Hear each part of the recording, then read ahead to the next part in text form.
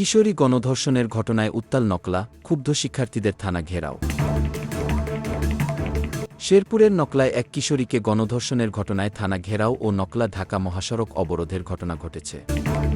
23শে ফেব্রুয়ারি রবিবার দুপুরে উপজেলার পাঠাকাটা গ্রামে কিশোরী গণধর্ষণের মামলার প্রধান আসামি আশিক মিয়াকে গ্রেপ্তারের পর তার বিচারের দাবিতে ওই অবরোধ করেন ক্ষুব্ধ শিক্ষার্থীরা।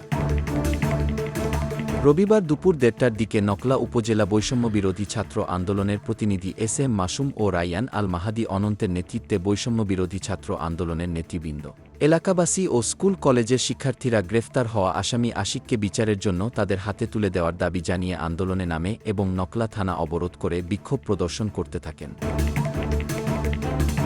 ওই সময় থানার ভিতরে অবরুদ্ধ হয়ে পড়েন নকলা থানার ভারপ্রাপ্ত কর্মকর্তা হাবিবুর রহমান সহ পুরো পুলিশ বাহিনী।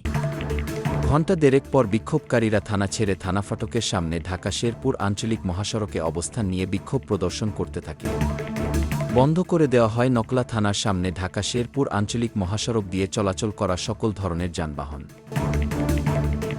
স্লোগান দেওয়া হয় লেগেছে রে লেগেছে, রক্তে আগুন লেগেছে রেপিস্টের আস্তানা, বাংলাদেশে থাকবে না রেপিস্টের চামড়া, তুলে নিব আমরা আমার বোন ধর্ষিত কেন, প্রশাসন জবাব দে, ধর্ষকের ফাঁসি চাই, দিতে হবে।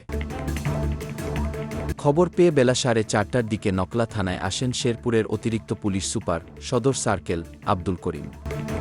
পরে অতিরিক্ত পুলিশ সুপার উপজেলা বিএনপির আহ্বায়ক খোরশেদুর রহমান সহ বিএনপি, যুবদল ও ছাত্রদলের নেতৃবৃন্দ এবং নকলা উপজেলা বৈষম্যবিরোধী ছাত্র আন্দোলনের প্রতিনিধি এস.এম. মাসুম, রায়্যান আল মাহাদি অন্তর ও ইমাম হাসান সাব্বিরকে নিয়ে ওসির কক্ষে রুদ্ধদ্বার বৈঠকে বসেন। প্রায় 40 মিনিট ধরে চলা বৈঠকে অতিরিক্ত পুলিশ সুপার আব্দুল করিম ধর্ষণ মামলার অপর আসামিদের দ্রুত সময়ের মধ্যে গ্রেপ্তার করে দৃষ্টান্তমূলক শাস্তি প্রদানের আশ্বাস দিলে থানা থেকে বেরিয়ে যান নেতৃবৃন্দ।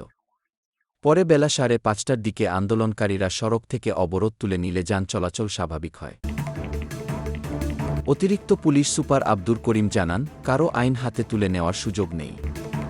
ধর্ষণের বিষয়ে থানায় মামলা হয়েছে। আমরা অভিযুক্ত একজনকে গ্রেফতার করেছি। বাকি আসামিদের গ্রেফতারে পুলিশি অভিযান চলছে। আশা করি আমরা দ্রুত সময়ের মধ্যে তাদেরকে গ্রেফতার করে অপরাধীদের দৃষ্টান্তমূলক শাস্তির ব্যবস্থা করতে পারব।